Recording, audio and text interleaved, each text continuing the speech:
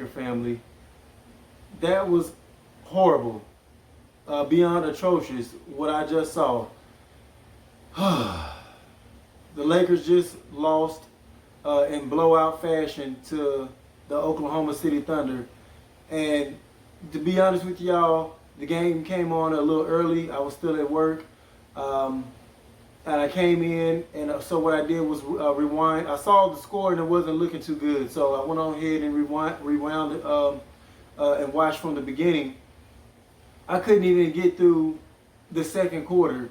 That's how bad it was. Like, I just had to just cut it off. It was terrible. That's how it was just straining on the eyes. We deserve everything that's basically going to come from this tomorrow. As far as everybody doubting us, flip flopping and turning on us, and just talking about us in a bad light. We deserve it. We know some people are going to go overboard, but at the same time, if you don't go out there and perform and at least not get blowed out like this in pathetic fashion, you're going to warrant stuff like that. You're going to have people talk about you point blank if you don't go out there and perform. I saw no dog out there from nobody. It was horrible. Now I told y'all in my last video that it's going to come down to the coaching staff on whether or not they decide to rest starters for the remaining of the season, and they should have just did that. The starters shouldn't even play tonight if they're going to come out with that lackluster effort. It starts from our duos, and they didn't have it. And it's a trickle-down effect. The rest of the guys they didn't have it as well. Nobody was able to pick up the slack. Well, LeBron doesn't have it. Let me chip in and do something here. Or Anthony Davis doesn't have it going. Nobody had nothing going. And there's going to have to be some type of mix-up or something from the coaching staff. Now, is it time to hit the panic button? No. But my hand is getting real close to it, because it's not that I don't think that we have what it takes to win a championship. It's the reoccurring issues, the glaring things that I keep harping on that we're not fixing. And I'm afraid if we don't fix those before the playoffs start, we will be doomed. And the Lakers are not doing anything to help solve these issues. The coaching staff has to get on it a little bit more. Something. LeBron, which is our leader, he has to take onus, because he hasn't looked like MVP mid-season form when the season stopped. He was looking elite. He was looking like the best player when Kuzma crowned him after we beat Giannis and the Clippers, and it was the 76ers. We had beat all those teams in a row, and LeBron was just on a tear. He's looking like he's not even close to that. Now, I don't know if he's cruising and he doesn't really want, and we have the number 1 seed locked up. He wants to sit back and see what the other guys have, but it's still not good enough. It's still kind of glaring because he's missing some chippies, stuff that he normally doesn't miss. He's not making enough mid-range shots or three-point shots at a high enough clip. Now, if he was playing decent, I can understand, but he's not. He's just not looking well right now. I don't want to make that too much of a concern, because I know LeBron is capable. Like, I don't like doubting LeBron. I know he can turn it on like that. Let's just hope that's what it is. Anthony Davis has still been kind of up and down. He has a good game, terrible game, good game, terrible game. That could be due to being off 4 months, and I don't want to make a bunch of excuses, but it could be that. We've seen a couple of superstars, Kawhi Leonard. We've seen a few superstars in this bubble so far have up and down games. So that could be what it is. And it just might take a couple more games for the consistency to start being there with our superstars. With that being said, I don't have too much of concern about our duos because I feel like I just said, with a couple more games they'll get it together. What I'm mostly concerned about is still the 3-point shooting on both ends of the floor. We're not defending the 3-point shot well, and we're not making enough threes. What did we shoot from 3 tonight? It was terrible. It was like 5 for 30 something, like maybe 5 for 35. We shot 35% from the field as a whole, 65% from the free throw line. That's not going to get it done. That's not going to get it done. It's just terrible. Now, Danny Green, still in the funk. For the majority, this whole year, he's been in the funk. I don't understand. I've been waiting.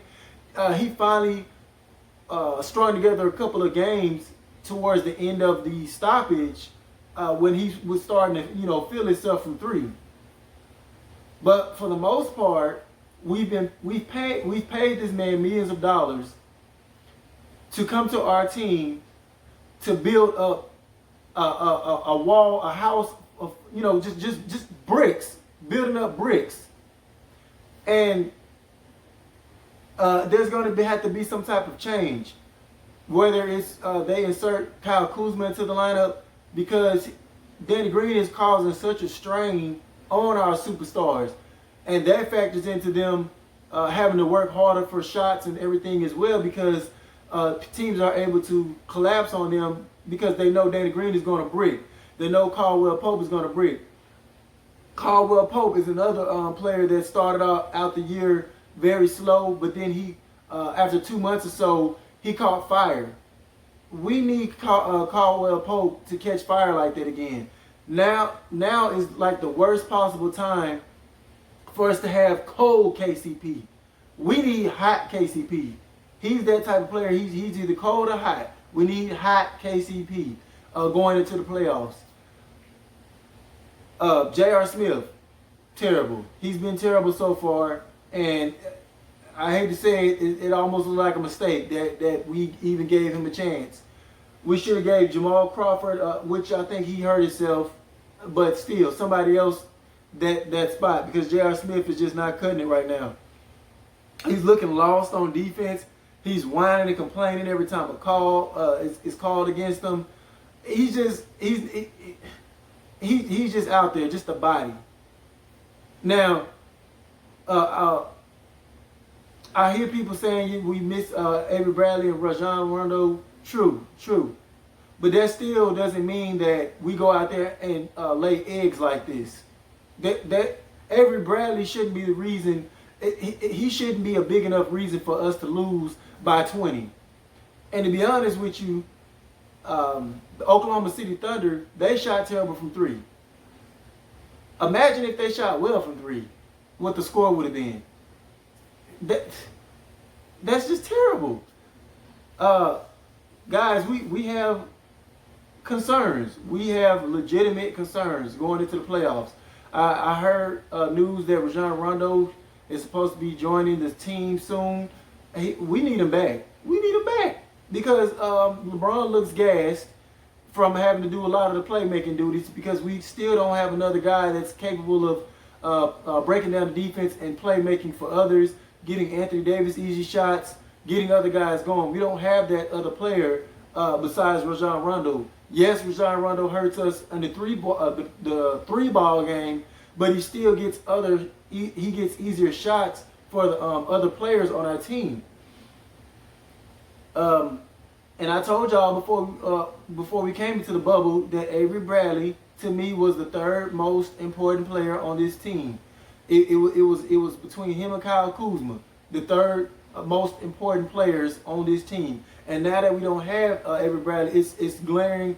It's very glaring. What the problem is?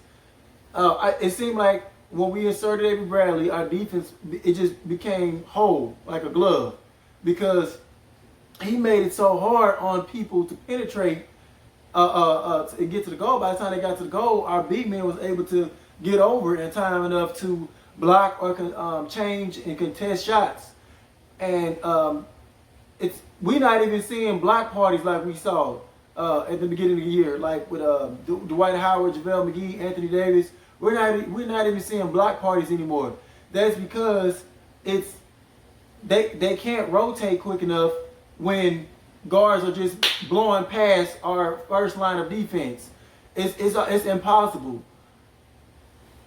It's looking bad with that, everybody. I hate to say it. I don't want to be the guy that make excuses, but it is what it is right now. And we also knew this coming into the year, that the Lakers are going to be thin as far as support-wise. When we traded away Daniel, the whole team, for Anthony Davis, y'all knew that. We knew that. Everybody knew that it was going to be very, very, the supporting cast was going to be very, very thin.